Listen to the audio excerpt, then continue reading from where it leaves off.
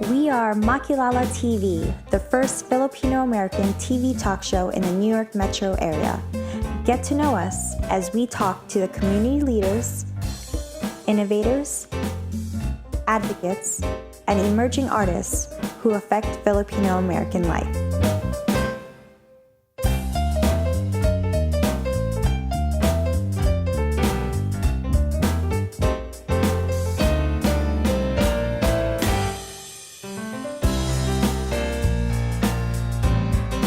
My name is Rachelle Ocampo.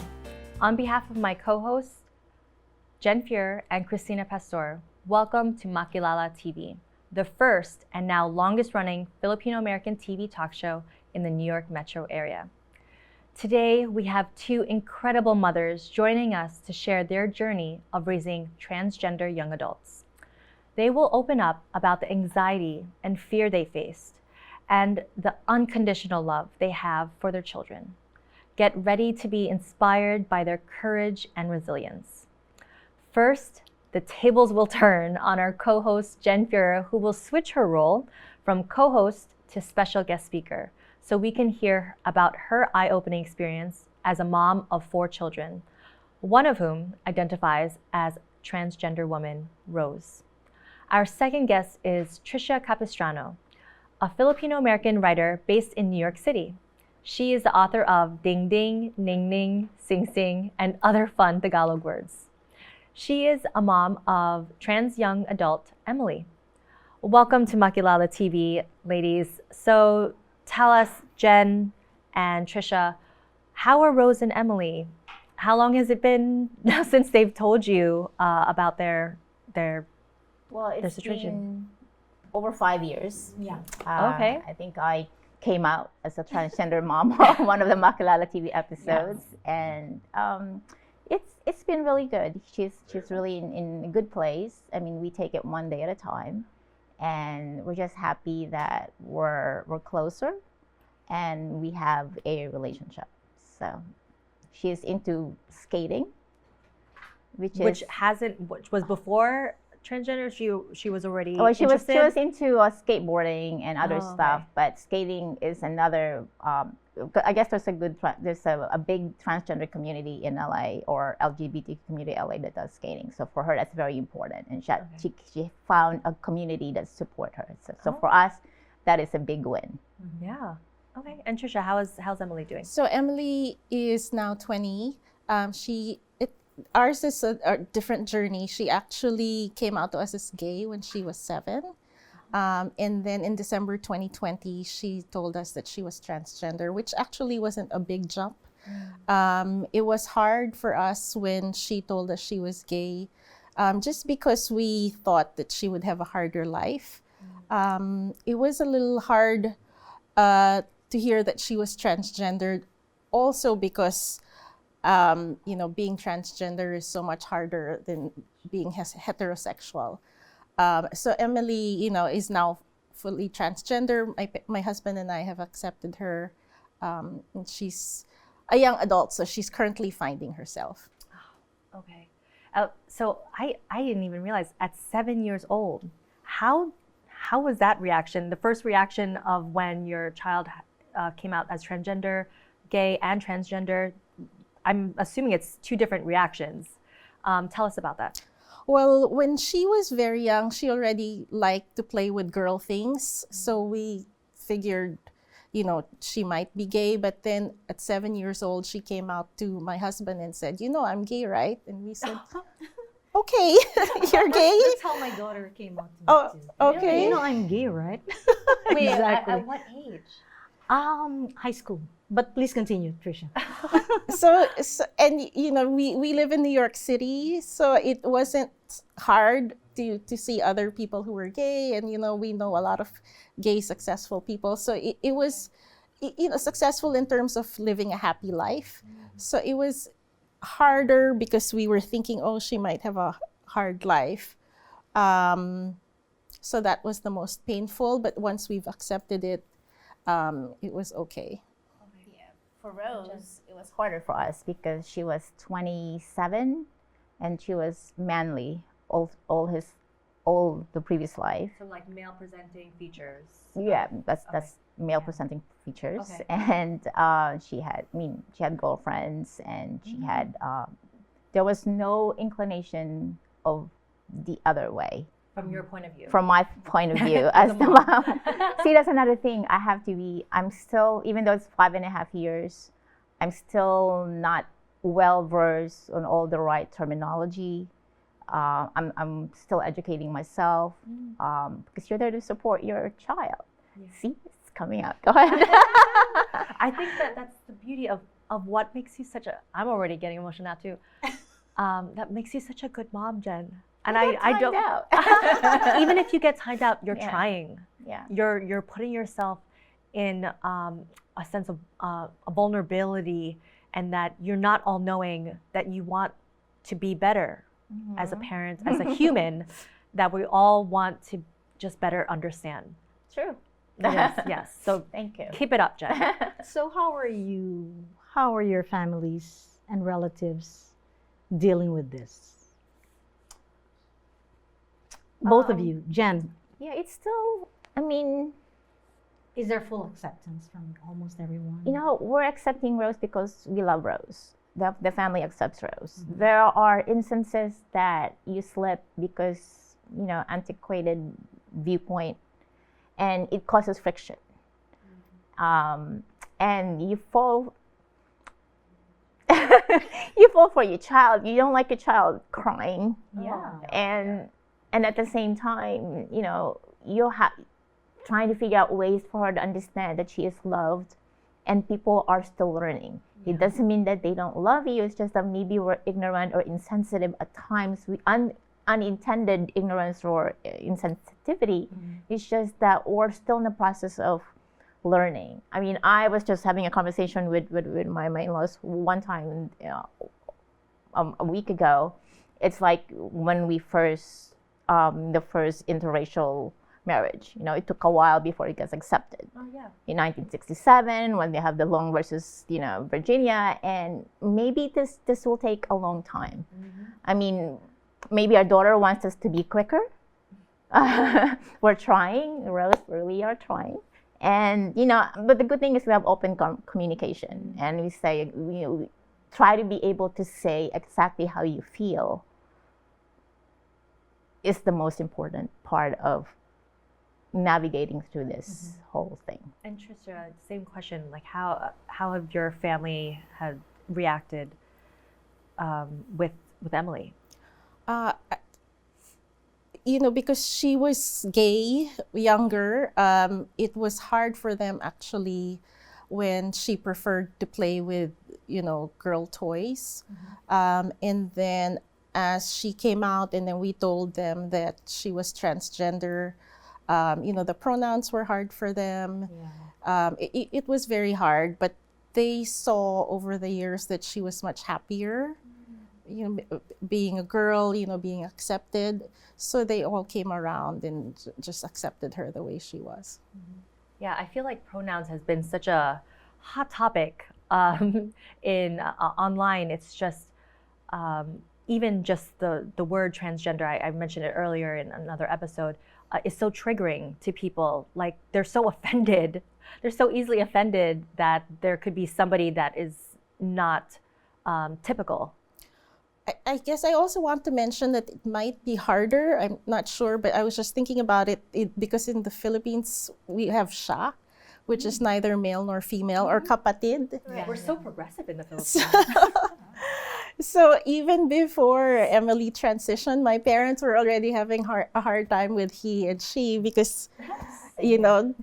and then all of a sudden, It's easier.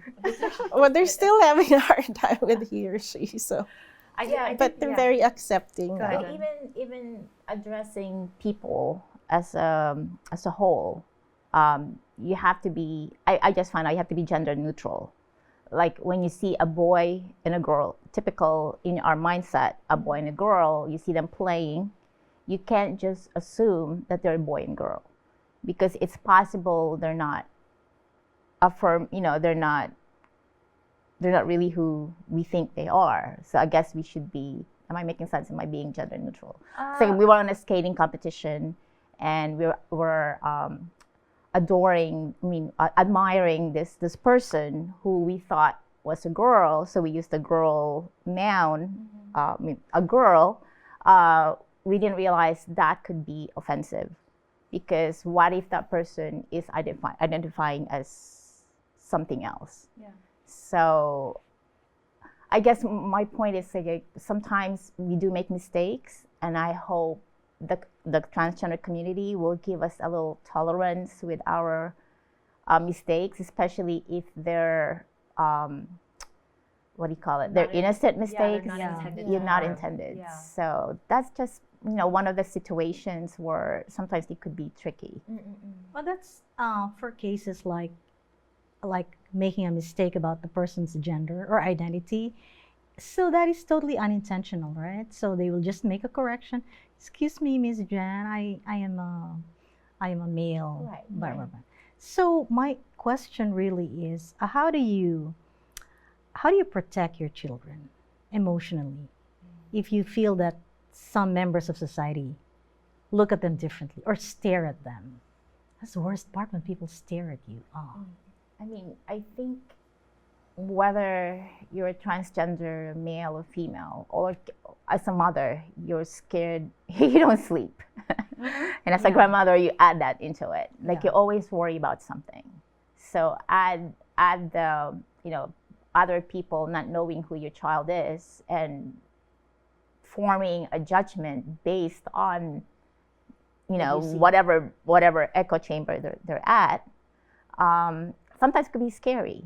And at the same time, you also feel for the other people, like the other side. Like, let's say you have, you feel like their insecurities or their concern.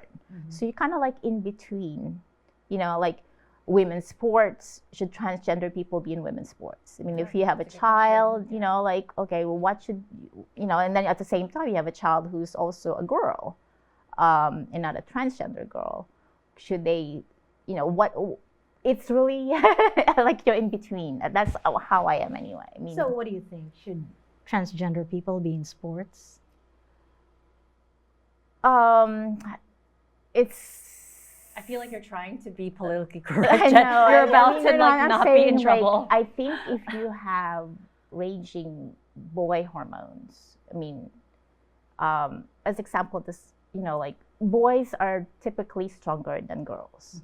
What if you have a girl genetically, right? Biologically. What if you have a child, a daughter, a female, who trained her whole life to be the best swimmer ever?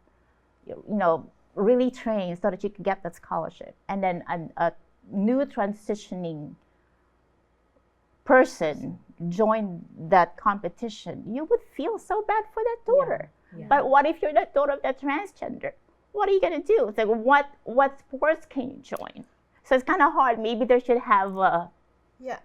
And I feel like it is a super tricky situation, but I feel like this topic is always being talked about when I don't think it's a topic, especially in the US, where not everybody who has health care, male or female, we all don't have health care, if we don't have a job.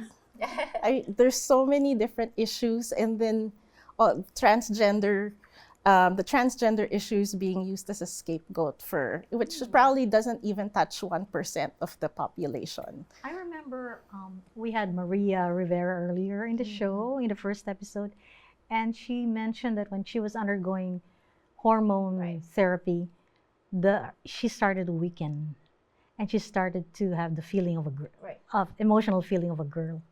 So I don't know if that is enough evidence to support that transgender people can join women's sports. I don't know. But maybe there has to be a doctor that. Yeah, like where's the line?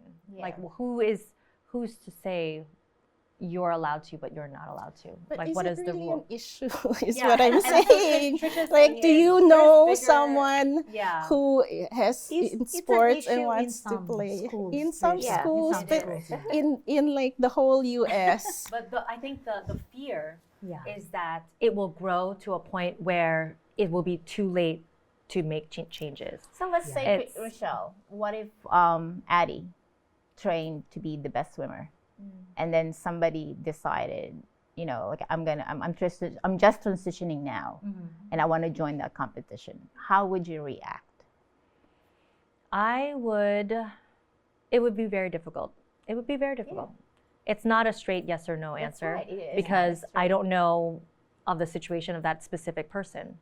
I would want to hear from that person and get to know them, and it would be situation by situation, case by case. I guess I want to address how you're saying it's going to grow. You know, transgender, gay people have always been in our, you know, American culture, Filipino culture. Centuries now. Yes. So it's always been, you know, it's always been in our culture. It's just more noticeable now because of media. You know, social media has helped also my child especially to connect with people like her. Someone told me this analogy and it really made sense to me. So I have cousins who were born in the 60s, and those who were left-handed were forced to learn how to cut scissors, with their right hand, even if they're left-handed. And now you notice nobody does that anymore, because people realize, you know, being left-handed isn't bad. It's just an aspect of someone's personality. So my thinking is being, you know, non-heterosexual is just is being othered. So people tend to make transgender people an other, when really it's just one aspect of someone's personality. That is a beautiful analogy. Yeah. I to counter that though, even though it's beautiful, I think it goes to the point of, like, in fairness of, there's no difference between the left-handed and right-handed in terms of I go back to the swimming competition. Right. So yeah, I could see both ways. We've always been 50 years from now. Yes, that would be great. But right now, yes. But right now, it's you know, you have to weigh both sides. Yeah. I think. I mean, you can't just totally say, girls, you're not making any sense, or transgender people, you're not making sense. Just if you could find a compromise. I mean, right now we're at the heat of it. I mean, not sure, right? It's totally different, but you know, it's. Are there more women transitioning to men, or are there more men transitioning to women? Do we have any study on that? I think, Tricia, you have an insight on that, right? I remember the study, but I've spoken to psychologists who say that there are more young adults who were born as female who identify as male. But unfortunately, I can't remember what study that is. Yeah, I think in our town recently there are a lot of kids who transition. Mm-hmm. What do you think is the appropriate age to transition? Because now there are 9-10-year-olds that are transitioning, thinking of transitioning. Like transition as in like taking HRT, Hormones like and all that hormones. Maybe leading to that. Yeah. I mean, So, my daughter still hasn't taken any hormones or any of that stuff, but Is she considering? right now she's not considering it. But So can she be called trans? Can she be called trans? I believe so, Oh, okay. because All right. she That's what she identifies identifies as a as. transgender Okay. woman. I think it's on a case-by-case basis. I've met with other parents in New York City, and you know, some of them felt like it was right for their child to wait until puberty, but for some of them, they feel that it affects the mental health of their child, so they felt like it was better for the child. Some of them feel like it's very life-threatening if they don't transition. So for me, I really think we can't generalize. It's really on a case-by-case basis.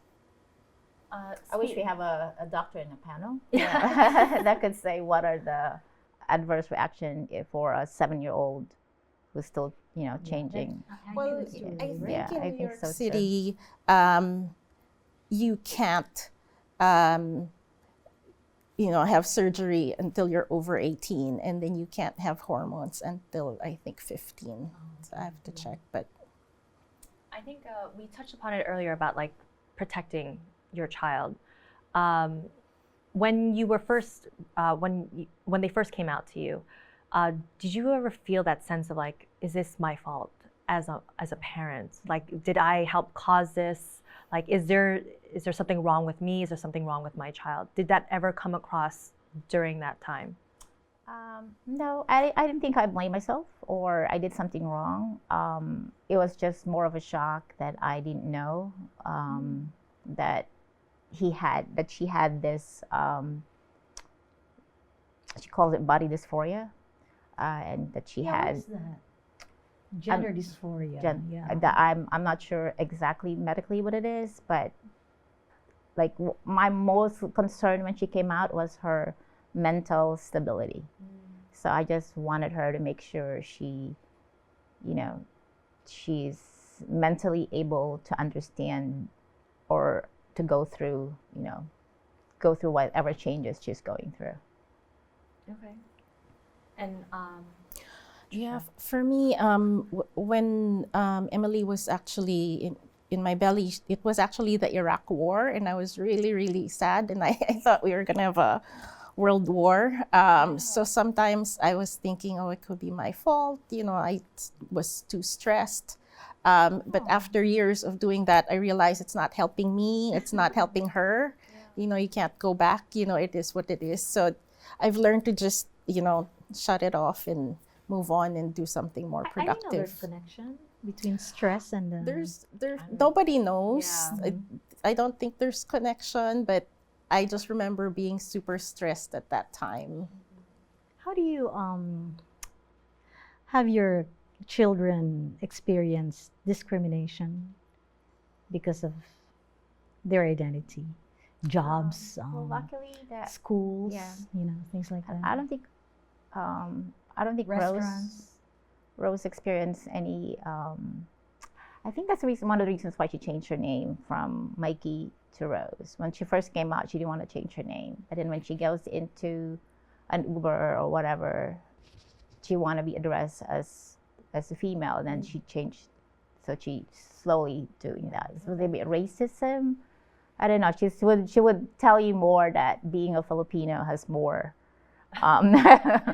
discrimination than Like she being felt trans. more discrimination than being a transgender. Interesting. Oh, really? Also very sad that she had to go and experience all that.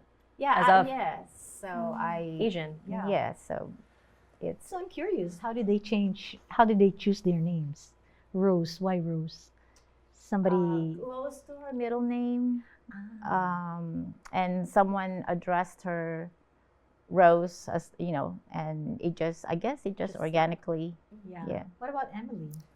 So Emily chose her name because it was similar to her previous name. So Emily is actually a maybe name. So, she's 20, so she might change her name Okay.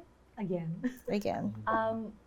As a Filipino mom, do you remember a moment that you felt the most proud during the journey of your child being transgender? Yeah. When Rose tells me that she gets messages from other people who Rose an Instagram page, and she talks about sobriety and skating and transitioning, and I guess that's her platform in advocating for transgender, even though she's just saying it for her own journey. And when she gets messages from other people who will tell her that she kind of saved their lives, for me that's one of the proud mom moment. Yeah. Because that's all you want your kids to be, is to be kind, to be able to help other people, help yourself. So when sharing your journey helps other people, I think that's a beautiful thing. That is very beautiful. Oh my goodness. I don't think I've ever received an Instagram message like that. So Rose is brave for sharing that, and to also be provide a platform for others to seek refuge and community. I mean, she gets all the bad, there'll always be people who will say bad things about anything. So you just tell them to just ignore it and go through. Move forward, yeah. So when you tell friends that you have a transgender child, what is usually the reaction to you? For me, it's not a non-issue. Actually, I was so surprised. My American friends, they saw her grow up, so they were like, "Oh, okay, next topic." So when I would go home to the Philippines, I thought it was gonna be a big thing, and they're like, "Okay, next topic." So Okay, so it's been pretty amazing. I can't believe it, but it's already time to close the episode.